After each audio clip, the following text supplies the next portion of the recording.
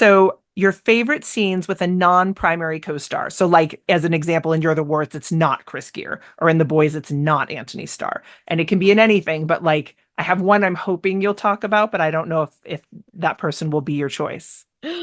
Oh my God. Well, I always say I'm like terrible at trivia, not because I don't know the answer, but just being put on the spot makes me freeze up.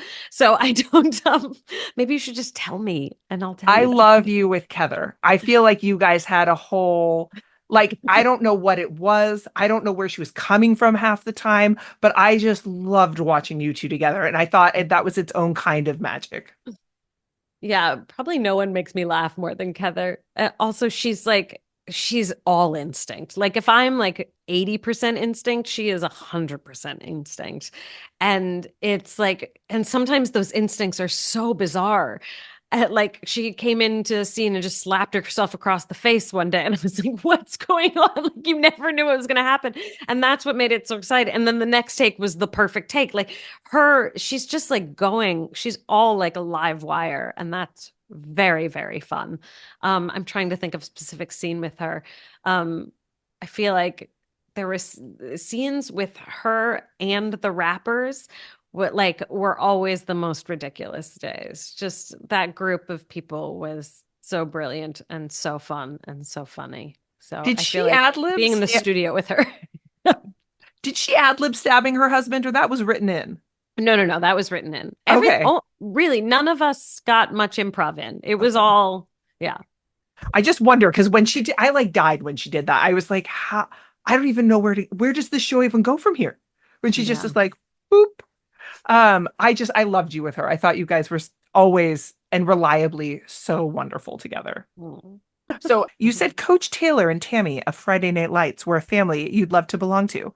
Appeals to you about them growing up versus growing up in Berkeley in the 80s and 90s? Excuse me, I grew up in San Or San Francisco. Francisco. I'm sorry, San Francisco. um, uh, I mean, again, it's this idea, I think when you're a kid, you accept everything as normal, and then you get out in the real world and you're like, wait, what?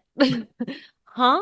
Yeah. This is so different than my experience. And then it's like reconciling the two. And I think there's probably a time in your life where you're like, if I could just grow up differently.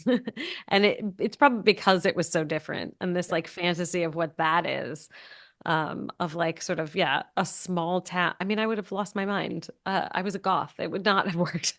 But yeah, there's something appealing about the sort of normalcy of it, but like deep kindness. Connie Britton's hair is Yeah. so beautiful.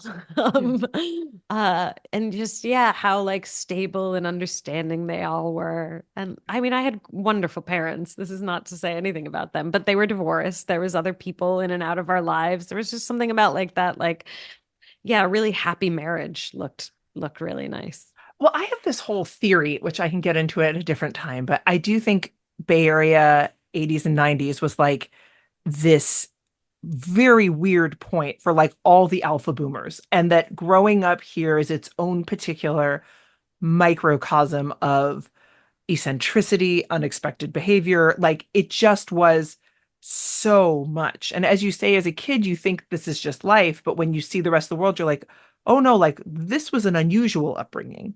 And I think there's something to the Bay Area, especially about that time. And I think it transmit across everyone I know from here's experience, where no one was like, oh, I just had like a normal life. It's unusual by many different metrics. And Hmm. so when you said that, I was like, I think I totally understand what you're saying. Hmm.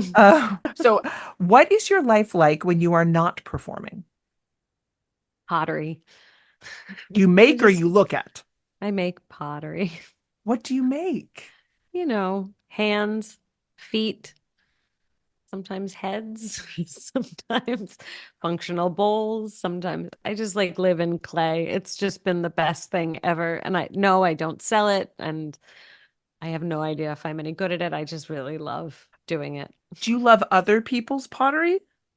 Yeah. I mean, I have such respect for it, but now I'm picky. Now I know it's good. People do not know what good pottery is.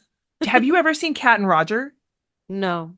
Oh, I may send you a few links. I am deep into I can't make pottery at all, but I No. admire it so much. And I have my own weird problems with it where I'm just a little too interested.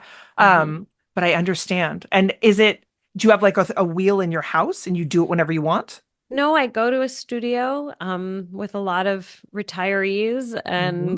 and love them and just like I have a beautiful, lovely studio that you can go and I have a community or that I can talk to or not talk to and yeah, I just really love doing it. I love doing an art outside of my body that like Yeah. something that like can live outside myself is really satisfying. Yeah. And it's just made me less worried when I'm not working. That like I can still Love it. get the thing that I want I love it. artistically. Do you glaze or you just leave it all as it is? No, all of the above. Everything. Okay. I love Glaze it. too. I'm Yeah. so curious. Do you have anything like readily accessible you've made? No, because I'm in my husband's office, but Oh, all I right. I'm am so curious. Okay. we'll Um, send something. I would love to see. Does music Mhm. help you get in a mood to perform? And if so, can you provide a go-to choice for either sadness or joy?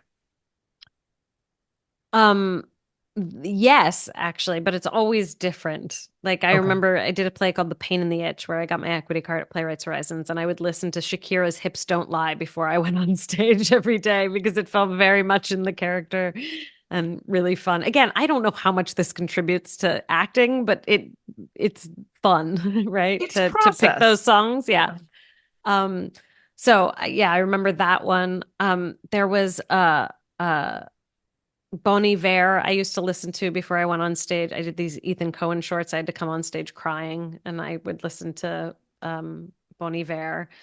Um, I don't do it as much on set. I guess it's Mhm. mostly a theater thing now that I think about it. Like I don't, yeah, on set I'm just kind of listening to whatever album I'm into. Like this last job I associate with Mountainhead by Everything Everything because my co-star Lolly Adefope got me into them. And then I just listened to that over and over again. So now I think of that as associated with the franchise, but it's not specifically for the role. Understood. No, and again, like you're so humble, but at the same time, like I love hearing about your process because it is really interesting. It Yeah. is how you make these singular people. So I enjoy all the detail. All right, I my think last. can I Okay. just say why sometimes I maybe push back on it is Yeah, because I have this fear that it's like telling your dreams, you know, fair enough. like listening to somebody else's dreams and you're like, okay, cool, your teeth fell out. Like we really don't need a 20-minute conversation about it. I feel differently because again, I'm I glad. think Yeah. I think there are so few people who are unique in the world, and there need to be more people like that. And I think part of what the podcast is in its own weird way is this effort to understand what makes someone different and that they what drives them to really be who they are. And I think for me, like it's in such short supply. And I love hearing about it. I know the listeners love hearing about it, but I also just feel like how wonderful that this unique person exists. And like how wonderful for me I get to talk to them and hear about it. But like I just don't think there are enough singular people who have talent and thought and humility and genuinely are good at things. Not that the democratic consensus says you're valuable, but that are intrinsically actually good at something. Mhm. And Well, and I listened to your Killer Mike episode to before today because I was like, oh, I'm gonna go on. I should listen to, and I'm obsessed with him. I think he's incredible. So he is such a that was fun. delight. Like he had Totally. he had to move the appointment twice, and then he was in his hotel room and he was clearly so fucking tired. And I was Mm, like, I don't care. I'm so sorry. We're just gonna do this. But I love and but again, it's like so many people on this that I've had the yeah. incredible good fortune to talk to are these wonderful, unique, sort of like paragons of something.